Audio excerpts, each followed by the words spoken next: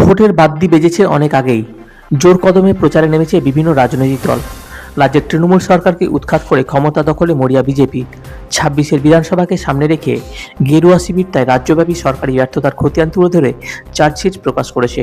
বৃহস্পতিবার উত্তর মালদা বিজেপির দলীয় কার্যালয়ে সাংবাদিক বৈঠকে আনুষ্ঠানিকভাবে সেই চার্জশিট প্রকাশ করা হয়। বৈঠকে উপস্থিত ছিলেন মালদা বিধানসভার বিধায়ক গোপাল চন্দ্র সাহা, উত্তর মালদা বিজেপির জেলা সাংগঠনিক সভাপতি প্রতাপ সিংহ সহ দলের একাধিক নেতৃত্ব। বাঁচতে চাই বিজেপি তাই।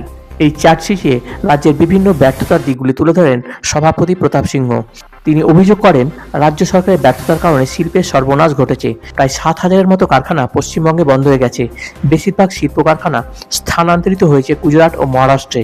এই কারখানাগুলো বাংলায় থাকলে বহু মানুষের কর্মসংস্থান হতো।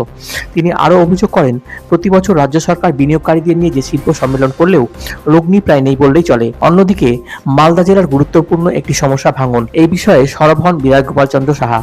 রাজ্য সরকার ভাঙন ইস্যুতে বারবার কেন্দ্রীয় সরকারের বিরুদ্ধে বঞ্চনার অভিযোগ তোলে। এ প্রসঙ্গে বিধায়ক দাবি করেন, রাজ্য সরকারের নির্দিষ্ট কোনো পরিকল্পনা নেই, শুধুমাত্র বঞ্চনার অভিযোগ তুলে কেন্দ্রীয় সরকারকে আক্রমণ করে, কিন্তু ভাঙন প্রতিরোধের জন্য কোনো রকম পরিকল্পনা পাঠায় না। পরিকল্পনা পাঠালে তা অবশ্যই কেন্দ্রীয় সরকার বিবেচনা করবে।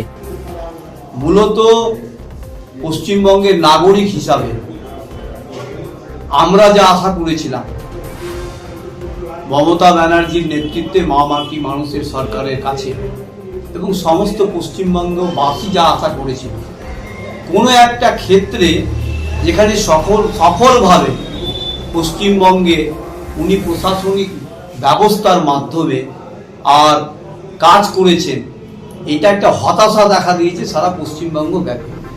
যেমন শিল্প, এখানে প্রায় ৬,৮৮৮টা শিল্প এই পশ্চিমবঙ্গ রাজ্য থেকে পলায়ন করেছে।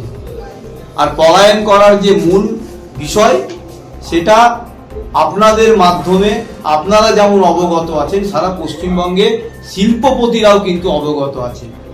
জমি জট, সিন্ডিকেট পদ্ধতিতে সেখানে তোলা, ব্যাংকে লোন পাওয়া, ইলেকট্রিক কানেকশন, যা যা একটা শিল্প করার জন্য দরকার, সমস্ত ক্ষেত্রে সিন্ডিকেট পদ্ধতিতে তোলা আদায়ের জন্য বাধ্য হয়ে এখান থেকে এই শিল্পগুলো আর বিজেপি শাসিত রাজ্যে, এনডিএ শাসিত রাজ্যে যেতে আর বাধ্য হয়েছে। গঙ্গা ভাঙন প্রতিরোধের জন্য পশ্চিমবঙ্গ সরকারের কোনো পরিকল্পনাই নেই। পরিকল্পনা ছাড়া এক্সিকিউশন হবে কি করে, কাজ হবে কি করে? প্রথম তো কাজ করতে গেলে পরিকল্পনা চাই, কোনো পরিকল্পনা নাই। লিখিত উত্তর আমাকে দিয়েছে মন্ত্রী। এরা বলছে কেন্দ্রীয় বঞ্চনা। আচ্ছা, কেন্দ্রীয় বঞ্চনা কিভাবে হয়?